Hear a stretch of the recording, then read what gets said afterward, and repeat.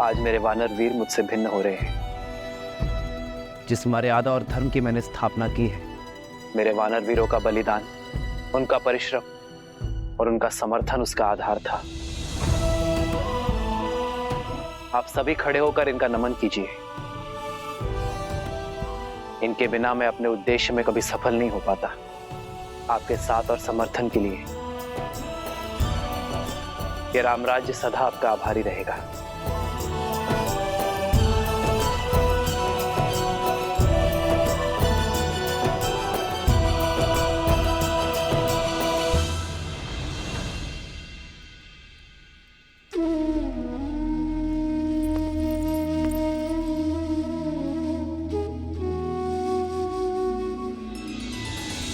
श्री राम श्री राम श्री राम श्री राम।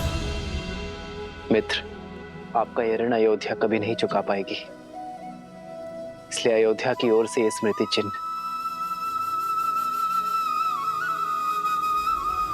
ये तुच्छ भेंट स्वीकार है।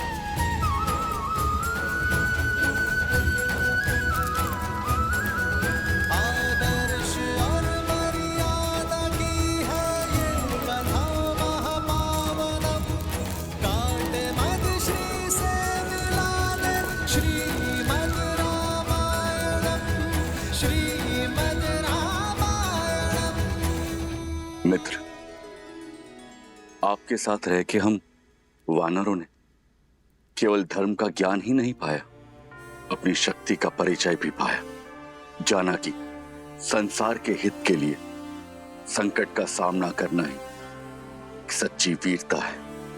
मैं ये तो नहीं जानता कि वानरों ने आपकी सहायता की या आपने वानरों की, किंतु इस असहनीय वियोग की पीड़ा से पहले हमारा मार्गदर्शन कीजिए, हमें मार्ग दिखाइए, हम धर्म के मार्ग पर कैसे चलें।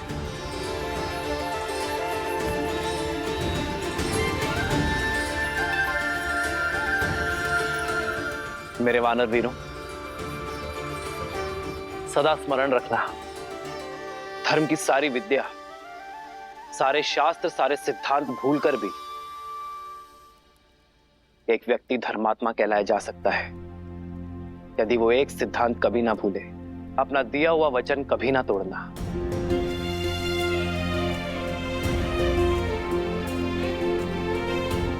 यही वो ज्ञान है जो जीवन को स्वर्ग और नर को नारायण बनाता है। विचार करो, एक मनुष्य बीहड़ में, तपते रेगिस्तान में प्यासा भटक रहा है, और यदि कोई उससे आकर कहे कि उत्तर नहीं पूर्व में जाना है, मैं वचन देता हूं वहां तुम्हें कुआं अवश्य मिलेगा, और यदि उस व्यक्ति का वचन मिथ्या निकल जाए तो उस प्यासे का जीवन संकट में आ सकता है। तुम्हारा ये वचन किसी के जीवन जीने की योजना का आधार हो सकता है, किसी को कुछ पाने का विचार दे सकता है, किसी को जीवन जीने का आधार देना और वो आधार कभी ना छीनना, यही तो वास्तविक धर्म है। यदि किसी व्यक्ति का जीवन वचन टूट जाने के कारण संकट में आता है तो पाप वचन देने वाले को ही लगता है। ये बात हर राजा, हर नेता, हर नायक को स्मरण रखनी चाहिए। रघुकुल की भी तो यही रीत है, प्राण जाए पर वचन मिथ्या ना हो पाए। रघुकुल रीत सदा चली आई, प्राण जाए पर वचन न जाए। चलो। कहाँ महाराज? मैं नहीं जा सकता। मुझे अभी अभी वचन की महानता सिखाई प्रभु श्री राम ने। मैं अपना वचन नहीं तोड़ सकता। कौन सा वचन हनुमान? किसने दिया तुम्हें? प्रभु श्री राम का सेवक रहने का वचन, जो महाराज मैंने दिया स्वयं अपने आप को। मैंने अपने प्रभु की परछाई बनकर रहने की सौगंध खाई थी। यदि महाराज आज मैं इस अयोध्या से चला गया तो मुझे भारी पाप लगेगा, वचन तोड़ने का पाप। तुम्हारा स्थान किष्किंधा में है हनुमान। नहीं जामवंत जी, मेरा स्थान किष्किंधा में तब तक था जब तक मेरे प्रभु श्री राम वहां पर थे। लंका में तब तक था जब तक प्रभु श्री राम ने वहां पर प्रवास किया। हनुमान, जब तक तुम चाहो तब तक यहाँ रह सकते हो। परंतु देवी, वहाँ किष्किंधा। वहां नहीं महाराज, यहाँ पर मेरा हृदय, मेरी माता सीता और मेरे प्रभु के चरणों में है। आप सोचो, जिसके हृदय में प्रभु श्री राम और माता सीता हैं, भला उसका स्थान कहीं और कैसे हो सकता है?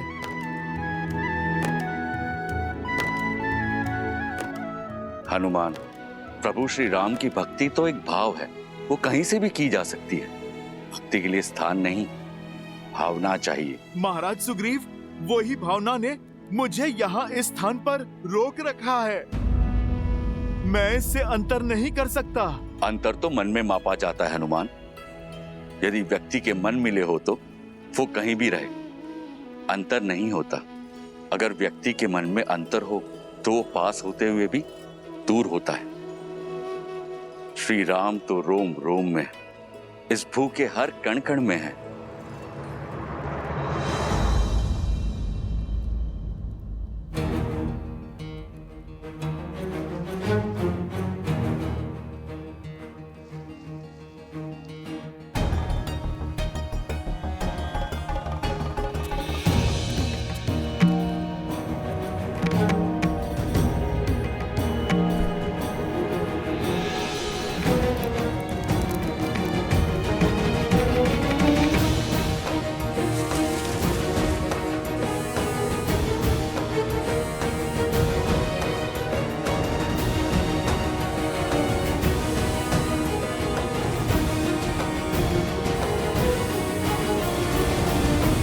हनुमान, ये कैसी उद्दंडता है? तो क्या इन मोतियों के हृदय में भी प्रभु श्री राम है? विद्यावान गुणी अति चातुर, राम काज करिबे को आतुर, प्रभु चरित्र सुनबे को रसिया, राम लखन सीता मन बसिया, लाल देह लाली लस। इसमें तो नहीं है प्रभु श्री राम। वज्र देह दानव दलत, इसमें भी नहीं है प्रभु श्री राम।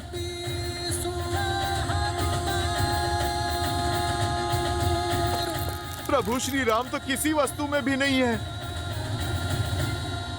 प्रिय हनुमान, हृदय में श्री राम की छवि होने का अर्थ ये नहीं है कि सत्य में उनकी छवि वहां दिखाई दे। ये तो बस कहने भर की बात है। नहीं नहीं लक्ष्मण भैया, भक्ति में जो कहा जाता है वो सत्य में भी होता है।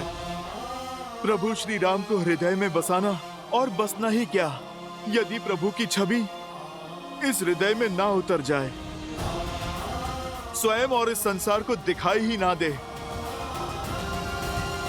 अरे रहने दीजिए हनुमान जी, मान गए आप नहीं जाना चाहते यहाँ से, पर ऐसे असत्य तो मत कहिए। अच्छा बताइए, क्या आपके हृदय में श्री राम की छवि दिखाई देगी?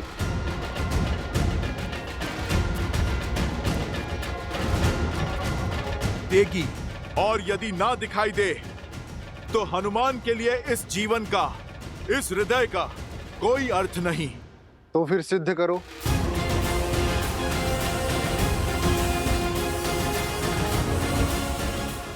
मैं अभी इसी क्षण सिद्ध करूंगा कि प्रभु श्री राम के प्रति मेरी निष्ठा सच्ची है, कि मेरे इस हृदय में मेरे प्रभु की छवि बसती है।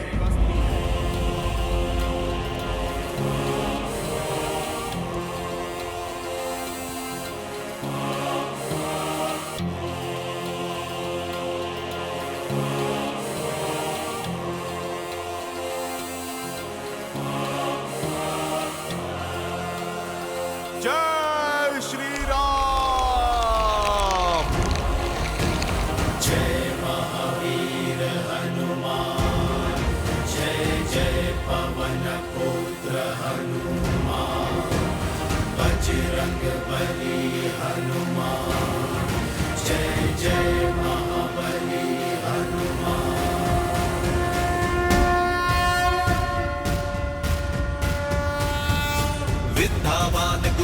अति चातुर राम काज करिबे को आतुर प्रभु चरित्र सुनबे को रसिया राम लखन सीता मन बसिया लाल देह लाली लसै अरु धरि लाल लगू वज्र देह दानव दलत जय जय जय कपीसु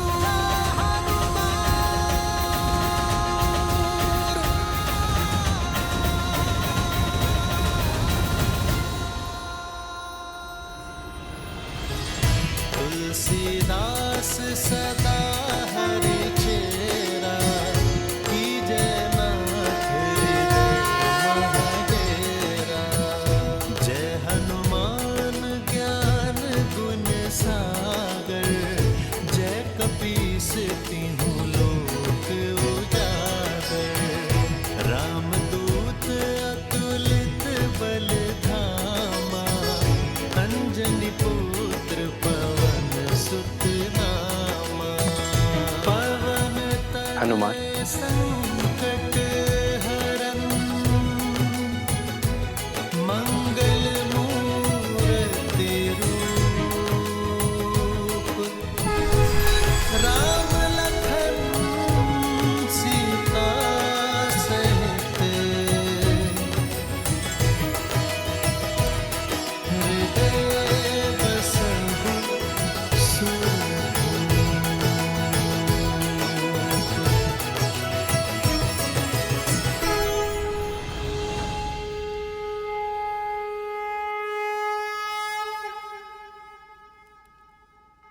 हनुमान ने उचित कहा मित्र। अब हनुमान किष्किंधा के नहीं, राम के हैं, मेरे हैं और आजीवन अयोध्या में ही रहेंगे।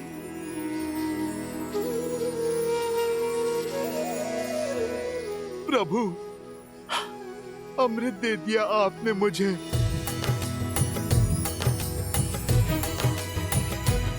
श्री गुरु चरण सरोज रज निज मनु मुकुर सुधारी।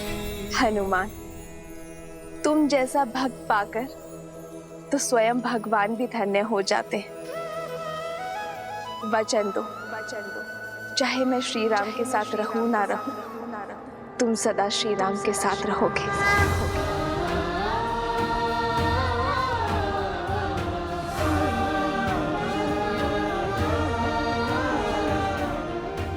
माता, आप ये वचन नहीं मांग रही, आप तो मुझे वरदान दे रही हैं।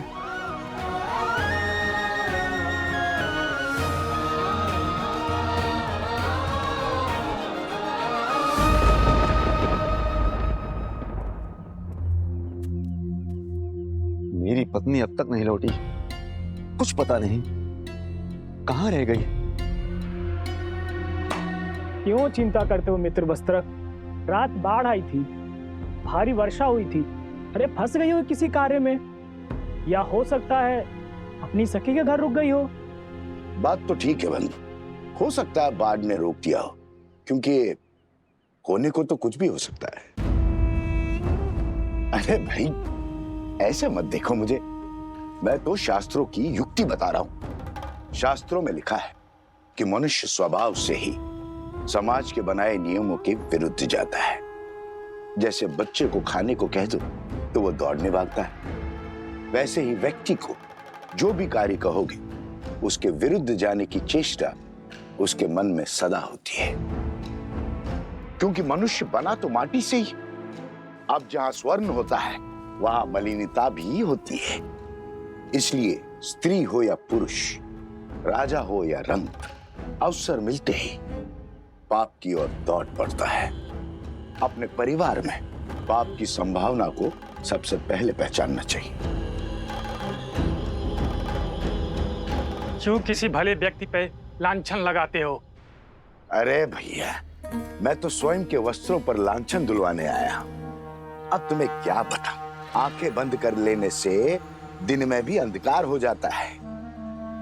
जब तक सामने है सब भले हैं। जैसे ही आंखों से ओझल हो गए, अब जंगल में मोर कहाँ नाचा, किसके साथ नाचा, कहां देखने जाओगे?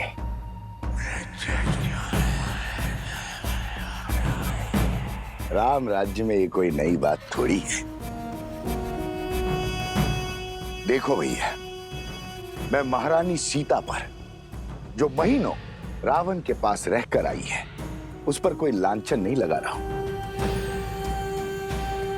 और ना ही मेरा इस वस्त्र की पत्नी से कोई बैर है। किंतु समाज में शुद्धि बनाए रखने का कार्य तो समाज को ही करना होगा, अन्यथा क्या होगा? किसके घर में किसकी संतान पल रही है, किसे पता होगा? अब अयोध्या के राज सिंहासन पर इक्ष्वाकु वंश का राजा है या किसे आभास होगा? छोड़ो भी। जब महारानी सीता जो महीनों पराए घर में रहकर आई, उसकी पवित्रता की सौगंध खाई जा रही है, तो इस बेचारे वस्त्र की पत्नी कैसे मलिन हो गई? वो तो सिर्फ एक रात से बाहर है। अयोध्या की बातें अयोध्या ही जाने।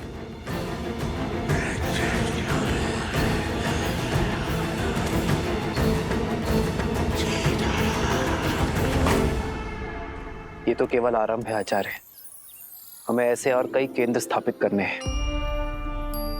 संपूर्ण कौशल राज्य से आने वाले सभी विद्यार्थियों को वैदिक ज्ञान का केंद्र देना है। ऐसा केंद्र जहां केवल आध्यात्मिक और वैदिक ज्ञान ही नहीं, बल्कि व्यवहार की कुशलता और दिन प्रतिदिन के अवसादों से लड़ने की क्षमता भी देगा। चरित्र और शारीरिक बल को विकसित करने का अवसर भी दिया जाएगा, क्योंकि जो तन और मन से सामर्थ्यवान होगा वही समाज की अनुचित सोच से भी लड़ पाएगा, उसे बदलकर रामराज्य स्थापित कर पाएगा। इसीलिए आपको आमंत्रित किया गया है आचार्य, ताकि इस स्थान को श्रेष्ठ आचार्य और कुलपति मिले।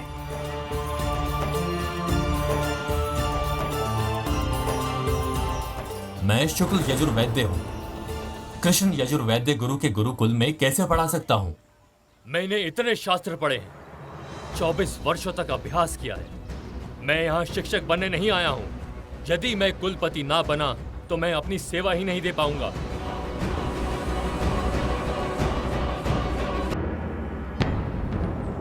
मैं सहस्त्र रावण अपने सहस्त्रों मुंह से तुम्हारे मंत्रियों और अधिकारियों में लोभ और लालच भर दूंगा।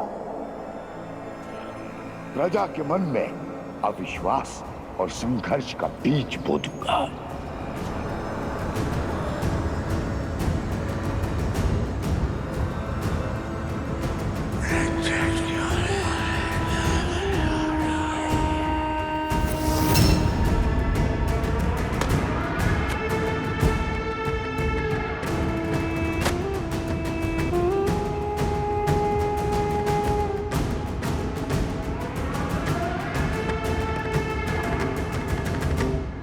करने पर व्यक्ति सदा अपनी भूल को छुपाने का प्रयास करता है, विचित्र बहाने बनाता है अपने पाप को छुपाने के लिए।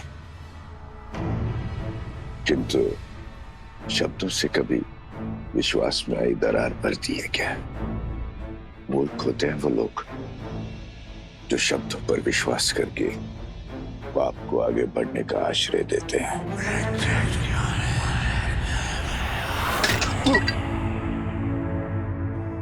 क्षमा करना मित्र, कच्ची मिट्टी का था ना, कच्चे संबंधों की तरह टूट गया है। अरे वस्त्रक, अब चिंता छोड़ो। ये देखो मित्र, अरे आ गई तुम्हारी पत्नी।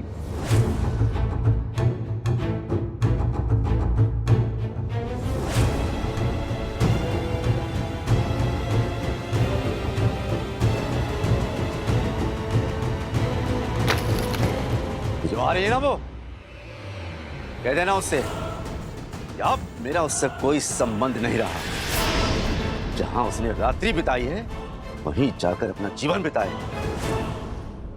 स्वामी, स्वामी क्षमा कर दीजिए मुझे। वातावरण बड़ा ही भयानक था। वर्षा और आंधी के कारण रात्रि रुकना पड़ा और नदी में भी ज्वार आया था। और मित्र, कह दो इससे, मैं शब्दों के जाल में उलझने वाला नहीं हूँ। मैं एक वस्त्रक हूँ, वस्त्रक। लांछन चाहे व्यक्ति में लगा हो या वस्त्र में, मैं इससे तुरंत पहचान लेता हूँ। स्वामी, ये आप क्या कह रहे हैं? मुझ पर संदेह कर रहे हैं? अपनी धर्म पत्नी पर संदेह कर रहे हैं स्वामी? पर मैं राजा राम नहीं हूँ।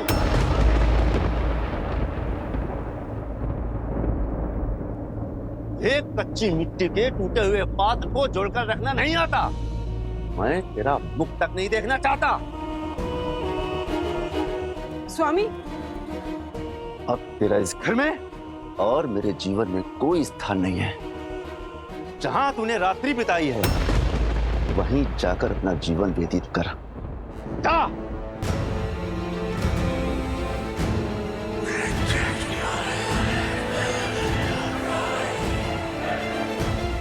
आग की पहली चिंगारी जल चुकी है राम। अब ये आग नगर से होकर तुम्हारे महल को जला। आचार्य, आपने सीता से कहा था कि शक्ति के विरुद्ध संस्कार से ही लड़ा जा सकता है। मेरा मत है कि शिक्षा ही इस माया से बचने की ढाल है, पर इससे लड़ने वाली अस्त्र रूपी संस्कार अयोध्या को कैसे दिया जाए? अभी तक ऐसे किसी ग्रंथ की रचना ही नहीं हुई है राम, जो ज्ञान से अधिक संस्कार और संस्कार प्राप्ति के सिद्धांत समाज को दिखा सके। तो इस समाज को शिक्षित करने का क्या मार्ग है गुरुवर? कर्तव्य निभाना। राजा का कर्तव्य सुरक्षा और सुशासन है। जब आप उसे उचित रूप से निभाएंगे तो समाज स्वयं ही शुद्ध चरित्र हो जाएगा। मुझे भीतर जाने दो, मुझे भीतर जाने दो। मुझे राजा राम जी से मिलना है, न्याय का गुहार लगाना है। मुझे अंदर जाने दो, मुझे अंदर जाने दो। राजा राम, ओ मेरे राजा राम, मेरा न्याय करिए। आपके दरबार में आई हूँ, मेरा न्याय करिए। सुनो, उस स्त्री को पूरे आदर के साथ राजसभा में लाया जाए।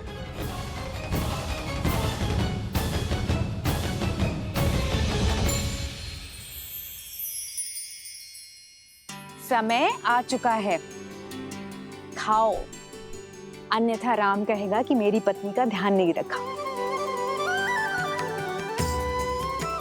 हाँ, कह सकती हो।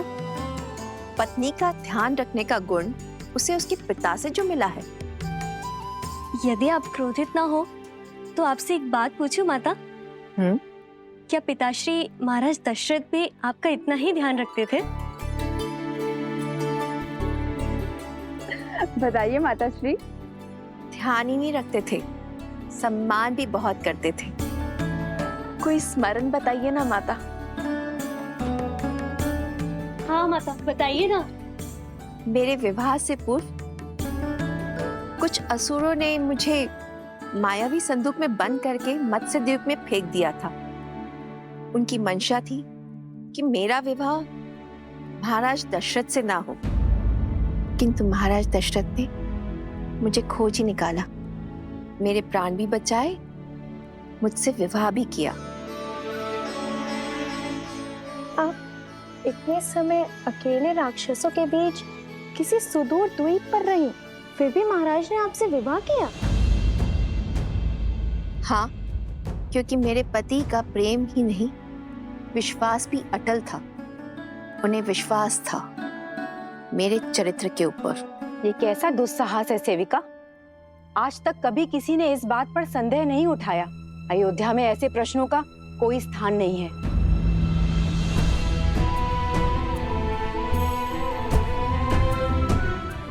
और एक बात, एक पत्नी के चरित्र का प्रमाण उसकी प्रतापी संतान होती है। और एक चेतावनी कान खोलकर सुन लो, फिर कभी ऐसे फूहड़ प्रश्न नहीं उठने चाहिए। जो प्रश्न मन को दूषित करे, उनका भविष्य को दूषित करना निश्चित है। सतीत्व की दुहाई देने वाली आज मुंह छिपा कर क्यों जा रही है? दशानन जैसा बलि जिसे पाना चाहे उसे छोड़ कैसे सकता है? पर इतने समय रावण के पास रहने के बाद अब मुख छुपा रही है।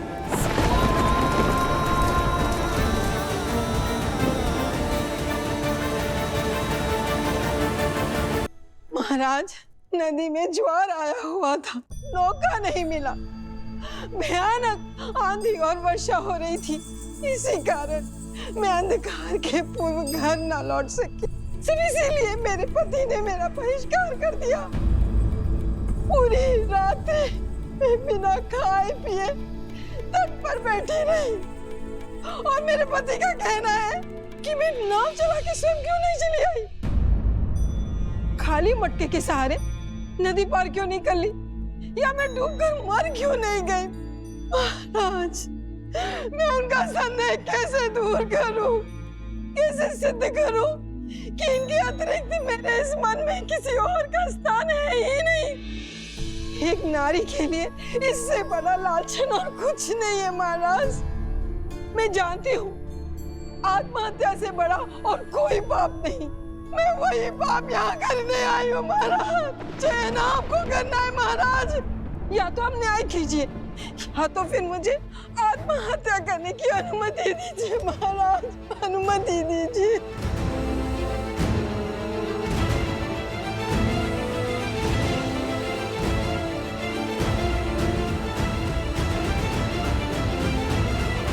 भैया, हमें इसी क्षण जाकर उस वस्त्रक को दंड देना चाहिए और यदि आवश्यकता पड़ी तो पूरे समाज को दंडित करना चाहिए। भरत,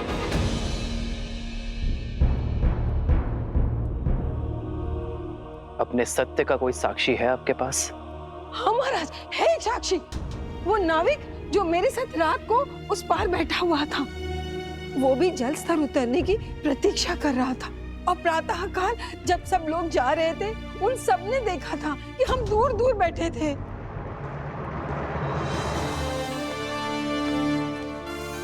उस नाविक को दरबार में प्रस्तुत किया जाए। कौवे के घोंसले में अंडे किसके हैं?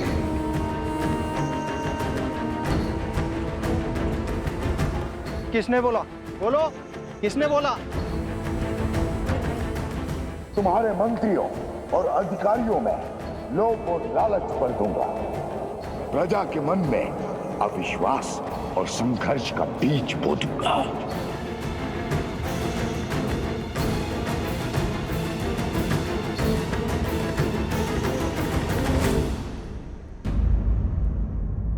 स्त्री को सम्मान सहित राज्य के आश्रय में रखा जाए। शीघ्र ही सभी पक्षों को सुनकर निर्णय लिया जाएगा। स्त्री के पति का पक्ष जानना आवश्यक है। इसमें प्रमाण की क्या आवश्यकता? जब मेरी पत्नी मेरे साथ नहीं थी तो किसी और के साथ ही होगी। कुलीन घराने की स्त्रियां यूं वन बिहार में अकेले नहीं घुमा करती, और वो भी इतनी रात्रि में।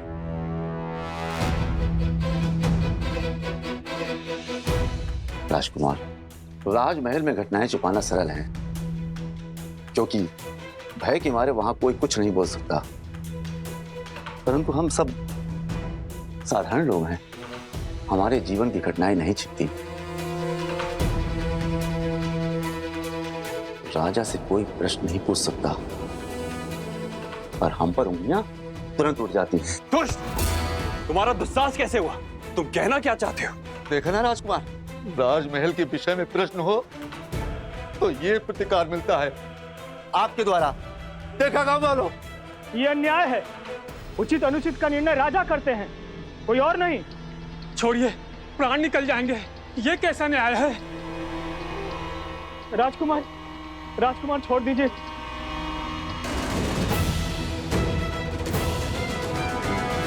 मैं आप सबसे क्षमा मांगता हूं, मैं आवेश में आ गया था। पर आपका पक्ष राजा राम ही देखेंगे। आपका पक्ष सुनकर ही निर्णय किया जाएगा।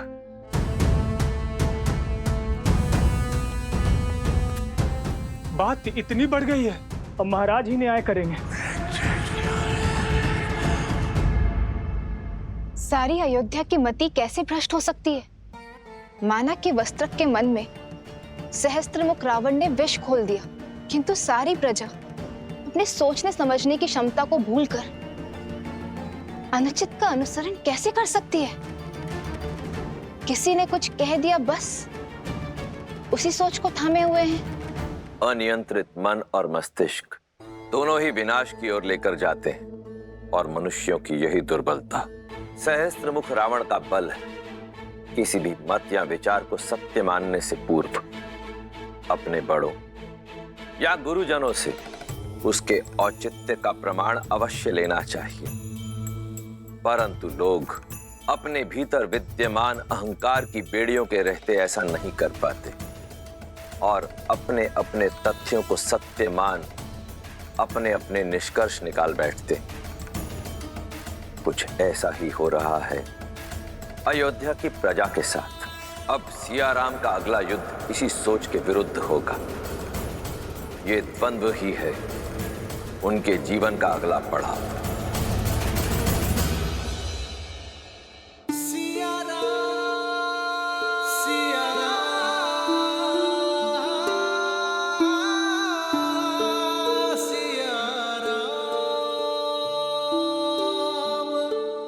नगर दूषित हो रहा है सीते।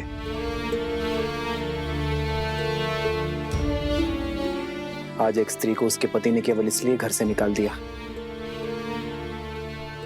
क्योंकि उसे उसके चरित्र पर संदेह था, क्योंकि किसी संकट के कारण उसे एक रात्रि घर से बाहर रहना पड़ा।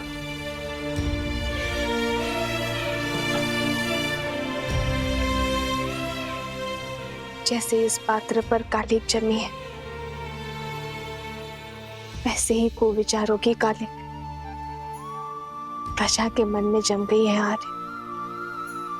तो हमें करना ये है कि अपने विचारों और विश्वास के स्वच्छ वस्त्र से इस कालिक को पोंछना है। जब कालिक साफ हो जाएगी तो हमारी अयोध्या फिर से दमक जाएगी। राम सिया राम सिया राम सिया राम राम सिया राम सिया राम।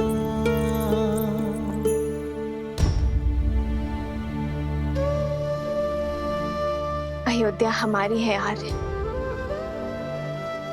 ये नगर हमारा है आर्य। यदि यहाँ कोई समस्या है तो ये हमारा कर्तव्य है कि हम हर गली में जाकर प्रजा की स्थिति देखें।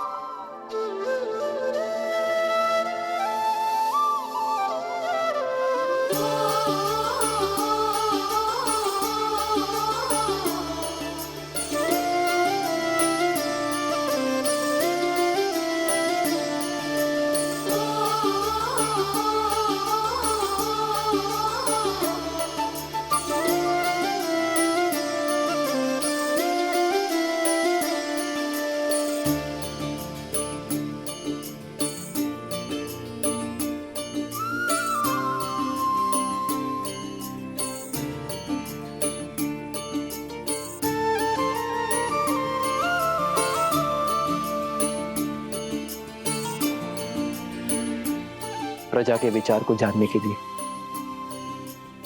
प्रजा का अंग बनना होगा सीते। जो एक राजा के आगे अपनी बात खुलकर नहीं कह पाएंगे, वो एक साधारण नागरिक के आगे अपनी बात कभी नहीं छुपाएंगे। प्रतिदिन आप पर गर्व बढ़ता ही जाता है आर्य। आप जितने अच्छे पति और पुत्र हैं, उससे भी अच्छे राजा हैं।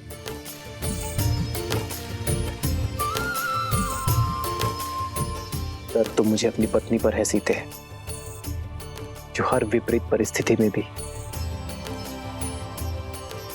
एक ढाल बनकर मेरे साथ खड़ी रहती है। जन्म जन्म का है ये संगम, राम रतन सीता वैभव धन। एक है पौरुष एक समर्पण, एक है रूप तो दूजा दर्पण। राम है लोचन सीता दृष्टि, राम है बादल सीता वृष्टि। राम सिया राम सिया राम सिया राम, राम सिया राम सिया राम।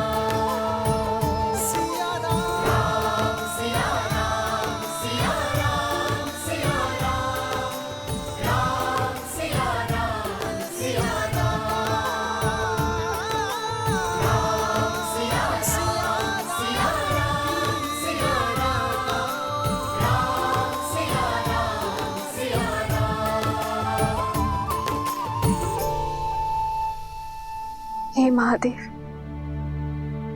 श्री राम को इस युद्ध में विजय देना, अयोध्या को हर संकट से बचा।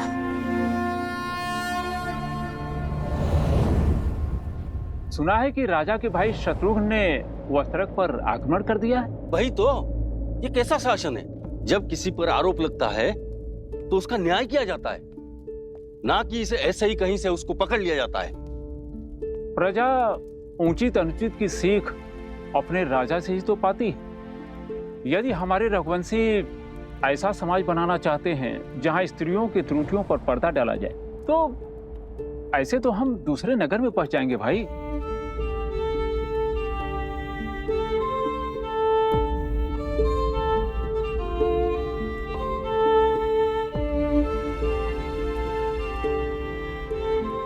भैया, ये लौकी और कुछ शाक दे देना।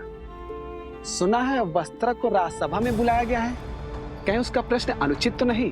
न प्रश्न अनुचित था, न पत्नी का परित्याग। खाने की वस्तुएं भी पवित्र है या नहीं है जांचा जाता है, परंतु पत्नी की पवित्रता कैसे जांचें?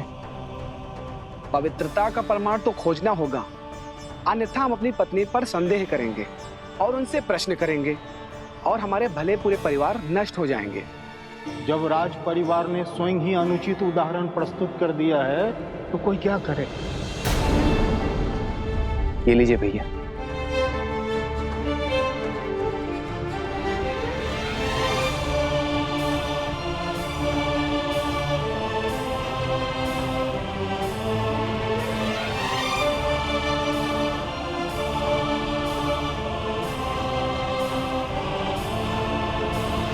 संस्कार से ही इसे पराजित किया जा सकता है। ऐसे संस्कार जो व्यक्ति की चेतना को पवित्र करे और समस्त संसार में संस्कारों को स्थापित करती है। स्त्री शक्ति अर्थात इस भयंकर असुर को केवल एक स्त्री शक्ति ही पराजित कर सकती है।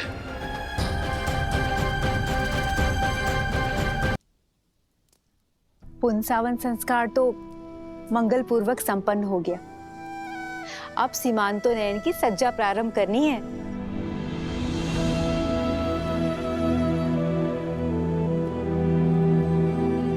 सीता,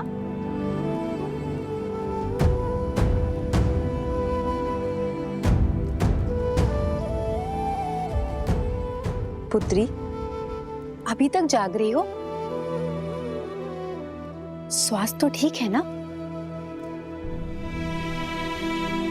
आओ,